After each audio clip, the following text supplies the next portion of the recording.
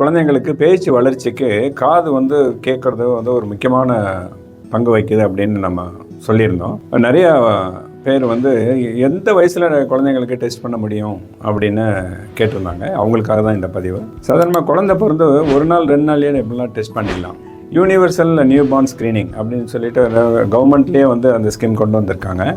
அதில் பிறந்த குழந்தைங்கள்லாம் டிஸ்சார்ஜ் வீட்டுக்கு போகிறதுக்கு முன்னாடியே காது டெஸ்ட் பண்ணியிருக்கணும். ஏதாவது டவுட் இருந்துன்னா ஃபாலோ பண்ணி நம்ம வந்து பார்த்துக்கிட்டே இருக்கணும். அதில் வந்து OAE அப்படின்னு ஒரு டெஸ்ட் இருக்குது, ஆட்டோ அக்கோஸ்டிக் எமிஷன் அப்படின்ட்டு. அந்த டெஸ்ட்டில் குழந்தைங்க நல்லா கேட்குதா இல்லையா அது மட்டும்தான் நமக்கு தெரியும். நல்லா கேட்கல அப்படின்னு ஒரு ரிப்போர்ட் வந்துடுச்சு அப்படின்னா எவ்வளோ தூரம் கேட்கல அப்படிங்கிறது அடுத்த கொஷின் வரும்.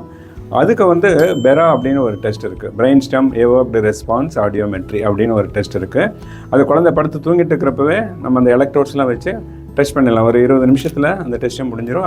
அதில் நமக்கு வந்து கரெக்டாக குழந்தைக்கு வந்து எவ்வளோ தூரம் காது கேட்குது கேட்கல அப்படிங்கிறதுலாம் தெரிஞ்சிடும். இந்த OAE பெரா அந்த டெஸ்ட்லாம் டெஸ்ட் பண்ணிக்கிறதுக்கு நம்ம சிம்மா ஹியரிங் எய்ட்ஸ்லேயே ஃபெசிலிட்டிஸ்லாம் இருக்குது.